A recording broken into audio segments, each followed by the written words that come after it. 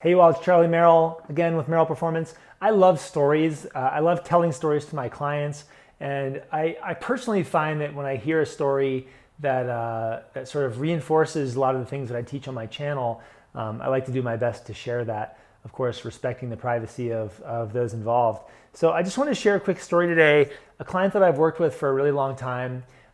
He's sort of been in and out of the gym. He's fallen in and out of his ability to be active and to run. And we've worked a lot on fear of injury and fear of pain and fear of the body, maybe not being durable. And it's sort of been this sort of tug of war back and forth between starting to try something and then having some issue that holds him back, and then trying again, and then having an issue that holds him back. And every step of the way, he's been able to not only learn new things about his body, but he's had more and more success as time has gone on. And I just had a call with him today because he decided sort of spontaneously while he was out of town to go run in the Grand Canyon. And this comes after, not very much running. His volume of running really wasn't very high. Maybe 8 miles was his longest run. He had been back in the gym, doing more of an endurance style of gym training for a few months. So he had some money in the bank in that way. But he really didn't have the type of training that you might expect a runner to have to go do a run like that. And this is, again, is someone that over time hasn't really fully trusted his body as much as I would like him to. So anyway, he just decided he would run down the South Kaibab Trail and run up the Bright Angel Trail, which is, a pretty long run. He ran down to the river and then back up. So it's a lot of elevation change. I don't remember the exact mileage, but it's probably, close to 20 miles, 20 plus miles. And he did great. And he called me just to tell me how excited he was that his body could do this, and that he actually didn't feel too beat up. He actually didn't have too many problems. Of course, aches and pains and normal things that you might expect to have after such a hard run. But I was so proud of him. And so I just wanted to kind of share this story because I think there are 3 really important takeaways.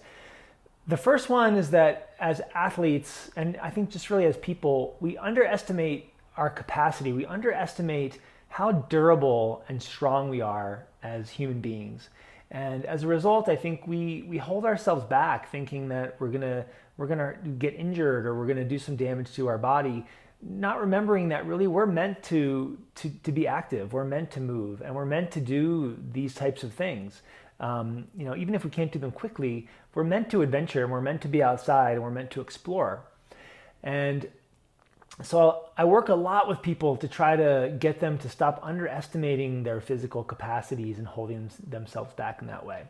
The second thing that's really important, and for this client especially so, is that mindset is such an important part of what predicts success. So he's gone into a lot of hard workouts and events and goals that he had over time. He's gone into those with more of a I don't want to say a negative mindset, but sort of a mindset that isn't confident.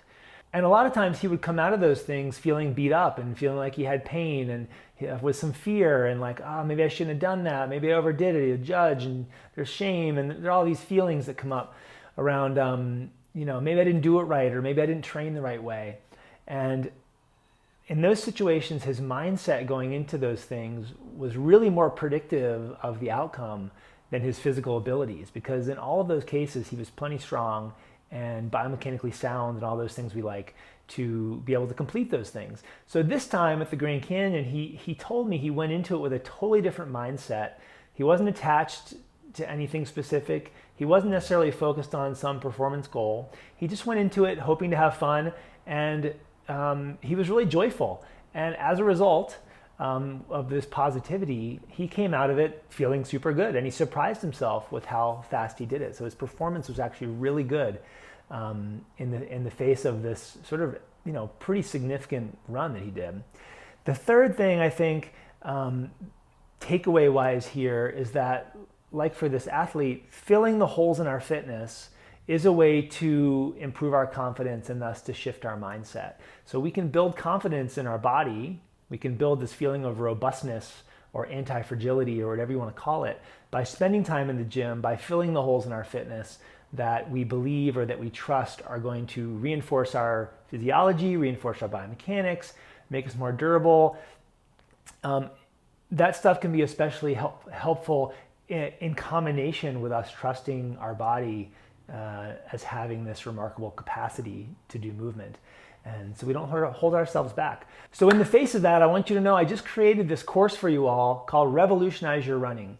It's a way that you can help to understand and fill some of the physical and fitness gaps that might hold you back as a runner. Super simple, very common deficits that I see in a lot of running athletes that are super easy for them to take on themselves and to help build that confidence. But it also touches on the idea of mindset and the psychology and the social realities of running and our training and our goals and our need to want to achieve and put pressure on ourselves. I talk about pain, and I talk about especially pain in runners and injury. People usually relate to it as injury, although it's not always an injury as you might think of tissue damage. But I help you in this course sort of relate to pain in a totally different way. Again, so that it doesn't hijack your mindset away from I'm strong, I'm healthy, and I can do these things. You don't go down this sort of rabbit hole of fear and self-doubt and thoughts and beliefs and behaviors that tend to hold you back as a runner. So this course, Revolutionize Your Running, really encapsulates these two pieces, the body piece and the mind piece, in a way that's very accessible, in a way that's very simple for you. Take a second to check it out, download it. The link is in my profile. Take a second to subscribe to my YouTube channel, click the notifications. Please share this course with a friend. I think it's really important. It's really paradigm shifting, and I hope you'll help me share it out so that we can change as many people's lives with running as possible. Bust myths, change beliefs, all those great things. Hey, thanks for tuning in and listening to my story. I have a lot more stories coming, and I have some big things planned. So stay tuned, and I'll see you next time.